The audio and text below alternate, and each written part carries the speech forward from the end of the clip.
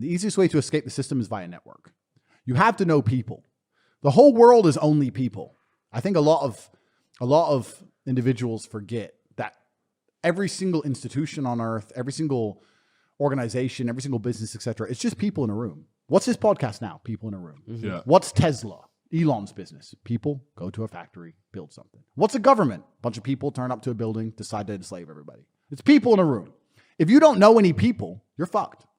So I often say this to people who come to me and say, look, I want to become free, et cetera, et cetera. I said, who's the most important person in your phone? Oh, well, and they scroll and then they go, well, this guy, yeah, he's a guy I went to school with. He went to uni and now he's a regional manager of this business and he has a Mercedes. That's your guy?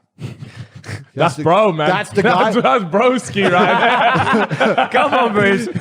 He's the guy you're going to call if shit hits the fan? He's the guy who's going to get you a passport or a second name or a gun or a firearm or break you out of prison in the Congo? Regional manager. That's your guy? Regional manager of a fucking recruitment firm? That's who you know? You don't know anyone. So most people's network is fucking laughable. They don't know anybody. Like, there's not a problem. If you were to come to me with any problem on earth, any problem anyone adds to my life, I go to my network and we fix it. I have a network called the War Room. Yeah. Right. And it's an international. What is that? Imagine the Freemasons, but cooler. Cooler. Yeah. No, so like, it doesn't matter. Let's say your Facebook account gets banned. Yeah. You can email Facebook like a brokey, or you can go to the War Room and say, my Facebook account's been banned. Do you understand what I'm saying? Let's say your bank account gets blocked. Yeah. Let's say your passport's blocked. Yeah. Let's say you need a Lamborghini in Santorini on 3 hours notice.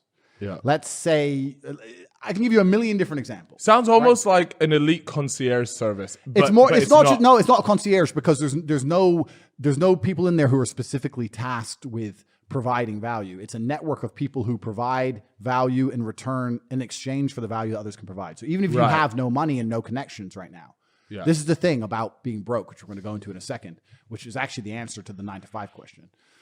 There are millionaires in the world right now and billionaires inside of my network who always need people on the ground who are loyal, trustworthy, and hardworking. And those three things are hard to find. I've had people join my network who have nothing.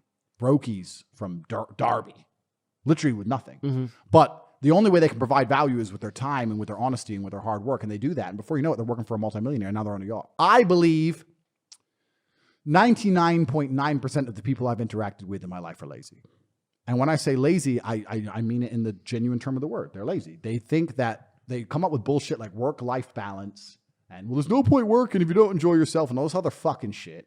And they remain lazy. And the problem is that the world we live in is player versus player. If you go play Call of Duty, right? It's PvP. You want to live, you got to kill that guy. Yep. He's some fucking 14-year-old in Singapore. He might he loses one more game. Don't care. Sniped. Boom. See ya. Had a nice life. Tangent. You're gone. That's how it works. Player versus player. This is the most knowledge I've ever heard being dropped on this podcast, man. It's fucking nuts. I'm going to walk away from this fucking thing and we sat there in Uber on the way home. Got sniped in I'm not going to it's all harsh reality. Tangent in Singapore is done. He's finished. So, but it's player versus player, right? Yeah. Now, I would like to believe in a world where you don't have to wake up and think about the money, where you don't have to wake up and think about the bag. You don't have to wake up and think, how do I get paid? Where instead you could wake up and think, I want to enjoy my time. I want to spend time with my family, et cetera, et cetera. But the problem is it's player versus player. There are people like me. There are sharks in the ocean. If you want to stay a fish, you're going to fucking lose. There are people like me who wake up and think, fuck it, I want more. Don't give a shit. I already have everything I could ever think of. I already have enough money to buy everything I could ever dream of. I can't even think of anything on the planet I want. Don't care. I want more so I can take it from others. There are people like me that exist, and you have to compete against people like me. It's player versus player. So when I say lazy, my entire life is work. And when I say that, people think that's depressing. No, it's not. It's not depressing. I love it. Every single thing I do is work. When I go to the gym, it's so I'm in fantastic shape, so I can call everyone a brokey, and they don't want to come up to me on the street because I know I'll fuck them up. Work. When I come here and do a podcast and have a nice conversation with you gentlemen, work. I'm making money in between, work. When I'm it's work. So that when me and her go to the club, she behaves herself with all the other girlfriends around because she knows Big D. You understand? It's all work. Life is work. Existence is work. If I'm awake, I'm working. Every single thing I do is conscious. It's all done on purpose. Smart work or intelligent work is something that most people use to hide and disguise their laziness. And I'll tell you why. Because if you're not a lazy individual, the first thing you do is you dedicate your entire life to work. Like I just said, every bitch I fuck is work. Every gym session I go to is work. Every car I drive is work. I'll film it. I'll use it. Whatever it is. Every single thing I do inside of my existence is work. Once I've used all of my human time, every single waking second of every single day, and I now have a pile of work I can no longer complete, then I look to streamline. Then I go, okay, I've been awake for 17 hours. And my work isn't finished. I need to find a more efficient way to get my work done. That's when you start being smart and efficient. But until all of your time is used, smart and efficient is a disguise for laziness. It's bollocks, right? Fuck that off. You don't need to be smart or efficient. You need to fucking work.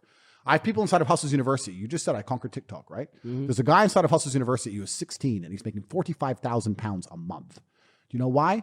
Because he takes my old interviews, he makes TikToks, and he puts them on TikTok. He does 300 TikToks a day. He just fucking works. Doesn't think, doesn't try and be smart, doesn't try and be efficient, doesn't try and change the world. He sits his ass there on his phone and fucking works. And now he's making 45 grand a month. Most people who come to me and say, oh, I'd love to be rich. No, you wouldn't. Because if you'd love to be rich, you'd be working. Now the people will say, well, I don't know what to work on. That's another lie. And the reason that's a lie is because there's always more work to do. Now, how much you care about something is directly correlated to how much work you find to do. Mm-hmm. If you truly love a coin, you can polish it forever, right? You can find work to do. If you sit there and go, oh, my work's done, then you haven't tried to find work. You can always find work. I don't give a shit if you're a carpenter. I'm a carpenter and I finished my work. Then go drop leaflets about carpentry. Oh, I don't want to do that. I want to stay home. Then you don't want to be rich. There you go. There's your fucking answer. So you can find work to do in any sphere. You're saying we can't do 10 podcasts in a row. Perhaps you're right.